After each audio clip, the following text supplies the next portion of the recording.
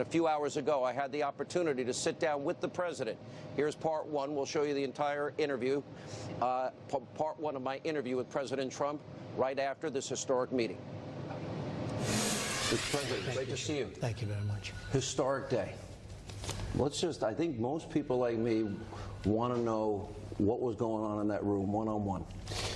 Well, the big thing is this is now my 25th hour of being up and negotiating, and we've been negotiating very hard. This is about the complete, verifiable, irreversible denuclearization of the entire peninsula. So without that, we could not have had a deal. I mean, one thing up front, we want to denuke the entire peninsula. We want to denuke that whole situation. That is a hotbed.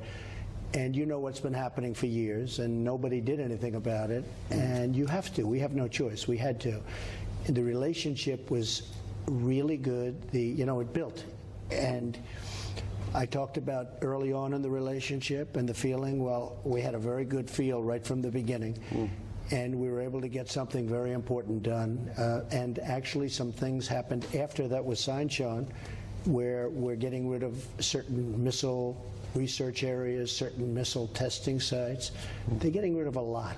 You know, in the lead up to this, and this was pretty amazing because obviously I'm a pretty strong critic of our news media in the country, but a lot had happened. He had dismantled a nuclear test site. He crossed over the DMZ. 3 hostages were released. The missiles stopped being fired. He was willing, you wouldn't have come here if he was not willing to talk about denuclearization. That's right. So all of that happened before you walked in, and I don't remember that you sent cargo planes of cash or gave anything really before the lead up. Why do you think he's interested in doing this after spending that time with us? Well, it's sort of interesting because I noticed some of the press, and I'm not even knocking him because honestly they've been treating me very good on this subject. What's to treat badly? But some of the press would say he's meeting with them and therefore he has a major loss. I said, since when? And others wanted to, it never worked out. It probably never could have worked out. But we really have gotten a lot. You haven't seen missiles going up in 7 or 8 months. You haven't seen research. You haven't seen nuclear tests, very importantly. Japan is very happy because they were being encircled. I mean, there was a period of time when they were going right over the middle of Japan. And we got our hostages back, and you're right, we didn't pay for that, but I think, I don't say that in a braggadocious way at all, because he did such a smart thing, because that was such a good thing to do, and I feel so badly about Otto Warmbier. That was the one thing, and Otto did not die in vain. I actually believe, and I've gotten very friendly with Otto's parents, they're incredible people, devastated, as they, as you would think, great parents. He was a great young man. But I think without Otto, this whole thing wouldn't have happened, because it crystallized when he came back in the condition. It crystallized so much to so many people, maybe even to the other side, frankly. But I think that Otto truly did not die in vain. I've known you for a lot of years, and I think one trait that I could say is brutal honesty. In the room, alone, and then the subsequent talks with your team and their team. How honest, how brutal, what was said? Try and bring people into the room. So we got along very well. We got along from the beginning. We started off, he and myself and 2 interpreters, and from the beginning we got along. I've made the statement, and I've said it before. I've said it about a lot of different kinds of relationships. You can almost tell right at the beginning. Did you tell at the beginning? What was that first minute? No, I felt very good at the beginning, and I talked about we have to denuke. This country has to be denuked, and he understood that. He fully understood it. He didn't fight it.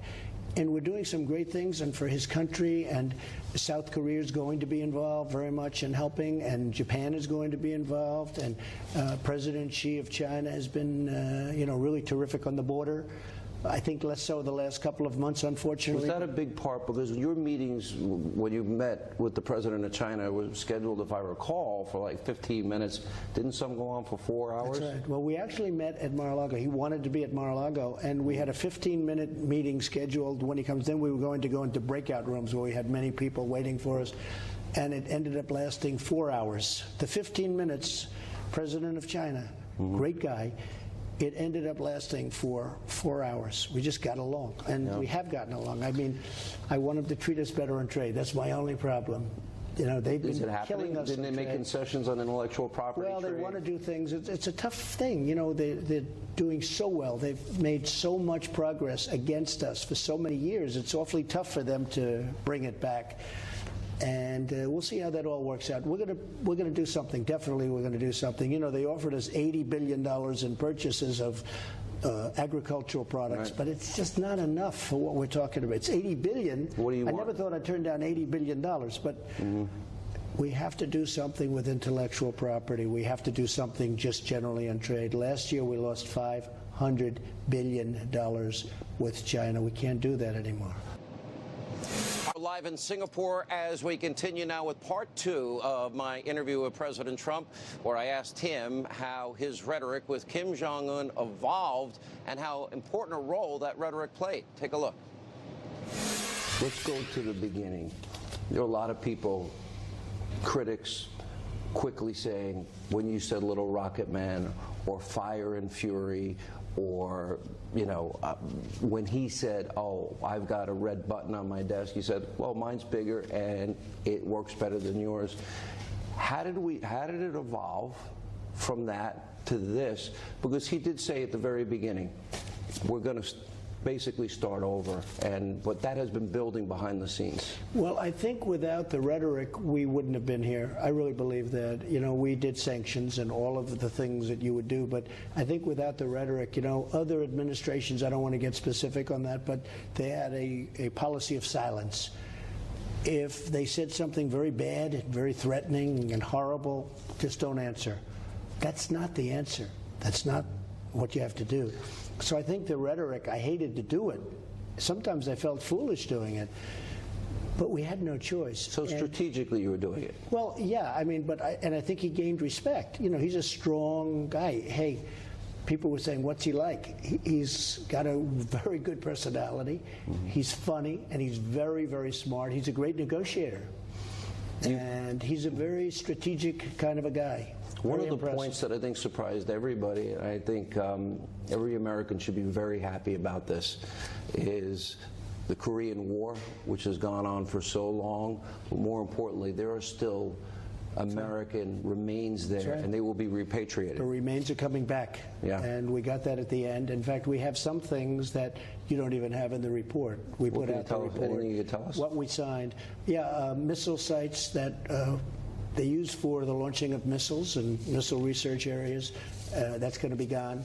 We made a lot of progress, tremendous amount of progress. So one of the things that I'm very happy about, we're not going to play the war games anymore, which you know how expensive that is? We're flying these massive bombers in for practice from Guam.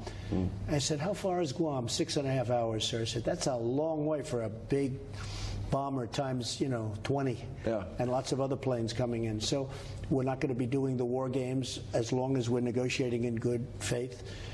So that's good for a number of reasons, in addition to which we save a tremendous amount of money. You know, those things, they cost. I hate to sound like a pure businessman, but I kept saying, what's this costing? I would look at them coming in from the sea and bombs exploding everywhere. I said, what does this cost? I don't even want to tell you, but it's a lot. So we're not going to be doing that as long as we're negotiating in good faith, which I think we will be. You managed expectations, I think, pretty well. You didn't think coming in here you were going to sign an agreement, and you said maybe it takes 2, 3, 4, 5 meetings. But you were open to going as fast or slow as you wanted. We got along better than I would have assumed right from the beginning. We got a lot more done today than I ever thought possible. And he's going back. He's now headed back. And I think he's going back to get this done. He wants to get it done. You know, you hear the whole thing about his father and other administrations or his grandfather. The fact is that he brings that up. But they weren't dealing with me. They were dealing with different people. And What did never he say was the difference? Nobody's ever come close to Did he talk about the difference between past administrations and yours? Yes, but I can't say that because I don't want to be the one saying it. At some point, I'm sure he'll say it. Yeah. But they never got it done. And they were never this close either. I mean, it was never to a point where they were like we are. Is there a history lesson to learn here? I think in one sense we could talk about past administrations. Reagan, evil empire, Mr. Gorbachev, tear down this wall. His own advisors wanted to take those words out of that speech. And you compare Bill Clinton gave Kim Jong-un's father $3 billion in energy subsidies. Tremendous amount of money. The mullahs in Iran, you have said the worst deal in the history of mankind. That's probably the worst deal I've ever seen. Worse than NAFTA, and I think NAFTA is pretty bad. Worse than the WTO, the World Trade Organization, which frankly built China, in addition to the money that we gave them all the time. You know, I mean, these were terrible deals. But I would say that the Iran deal was one of the worst I've ever seen. I will say, speaking of the Iran deal, since we got out of that deal, and we could do it very easily because they never had it approved by Congress. It was just President This must Obama. be approved by Congress. I want it to be approved by Congress because otherwise it really doesn't mean very much. I would think anybody would want it approved by Congress. But since we took out of that deal, we got out of that deal, I think Iran is a much different place. I don't think they're looking so much to the Mediterranean and Syria and Yemen. They're starting to pull people out of Yemen. They're starting to pull people out of Syria. You know, it's a whole different thing. Now, I did it for nuclear. But one of the side benefits is you take a look, a serious look, and Iran is not the country that it was 3 or 4 months ago when they were much more emboldened. Well, certainly sanctions played a big part. Big part. The strike forces that you sent into the region off the coast. And I think at a certain point, honestly, I know the Iranian people. I know many people from Iran. These are great people. I really believe at some point they're going to come back and want to negotiate a deal. All right, well, we take a look. Did reunification come up? Did humanitarian issues come up in the meeting? Yes, it did. And one of the things I will tell you that I'm most happy about, and that, as you know, is a big sticking point, is bringing back the remains of thousands of soldiers that were killed. This came up last minute. This wasn't... This was sort of last minute, yeah. I said, would it be possible? Because I get letters all the time from families who lost a son, lost a brother, lost a father in Korea. That was a rough fight. Right. And they were buried along the roadways. They were buried as, you know, soldiers going back and forth into battle, and they were burying them along roadways. And they're saying, please, please, could you do it? I get so many letters from people who lost a loved one in North Korea, essentially, in North Korea. Right. And I would say, I'm going to try. And I brought it up, and I'll tell you what, it was almost immediate. Now, in the past, you couldn't even talk about it. But it was really a nice response. How quickly? Did you talk about a trip to the United States? Did you talk about... I think at the right time, he'll absolutely be coming to the White House, yeah. Look, it's been a very intense relationship. It's been short and very intense, and of course before that it was pretty rhetorical. It was, not a pretty thing. People were very worried, but without that I don't think we would have been here today. He wants to get something done. I want to get something done. I think we'll get it done, and we started off by really a very strong document. I think people are surprised to see it. They're shocked to see it. And then add some more things that we got after that was signed. And so can you give us maybe a glimpse into what you keep sort of referring a little bit to things that will be coming? I just think that we are now going to start the process of denuclearization of North Korea, and I believe that he's going back and will start it virtually immediately, and he's already indicated that. And you look at what he's done. So we got our hostages back, but they've blown up one of their sites, one of their testing sites, their primary testing site. In fact, some people say their only testing site. They're getting rid of a missile, which isn't in the document that was done afterwards. They're getting rid of a missile testing site. They're doing so much now. So it's a process, and it's really moving rapidly. Last question, because I know you have a lot to do. Obviously, he wants something on his end. Certainly, he wants the world community wants sanctions lifted. He wants economic opportunity, and his people need it desperately. There are people starving there. So I guess the question is the order. What would he have to do to get the sanctions lifted, to get the economic opportunity opened up for the people? Well, what he wants is security, and I understand that, and he'll get that. And he wants to see if they can make that incredible location, because it's it's between China and South Korea. Think of it. I'm in the real estate business. Think of that. You have prosperous planning on building Trump Tower, maybe the first thing? How good a location is that? You have China and you have South Korea, and he's got right in the middle of both of them, surrounded by water. Okay, that's called, like, can there be anything better than that? And it's also beautiful land. It's incredible land. So I think he understands that. I told him about that today, and I think he really understands it. But the Chinese to make it great? They're involved. The South Koreans, the Japanese. I think so. I think, look, China can't be thrilled about a very strong group of people having nuclear missiles with great capability right next to them. So I really do believe they are. They were very, very helpful. I think maybe a little bit less so in the last 2 or 3 months because we're talking about trade and other things. And, you know, nothing's going to interfere with my relationship with President Xi because I have great respect for him. He's really a great man in a true sense. He's a great man. One of the best stories you tell, and it's an interesting story historically speaking, is you were having dessert with him. That's right, at Mar-a-Lago, chocolate cake. You remember? And I said, this was after Assad had used chemical weapons on his own people. That's right. And you had launched the first strike. I said, Mr. President, we just sent 58 missiles into Syria to hit a certain target.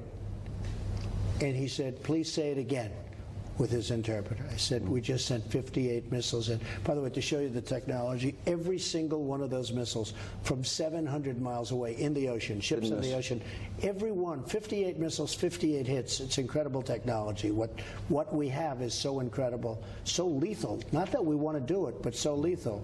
But that was done because Syria, Assad, used chemical gases on children. And we had to do that. Had President Obama gone over the red line, I think you maybe would have had a different story in the Middle East. I really believe that. But he didn't do that. But we did. And so I told him, sitting at Mar-a-Lago at dinner, eating chocolate cake. I said, either he's going to leave or we're going to still be friends. But he didn't leave. But he understood. He really understood. He doesn't want to see that. Well, I think he really did, because he knew that a lot of people and a lot of children were killed by gas. Yeah. And he fully understood. I know you have a lot to do. Mr. President, thanks for being so generous with your time. Thank you. Congratulations. Thank you very much. Sir. Appreciate it.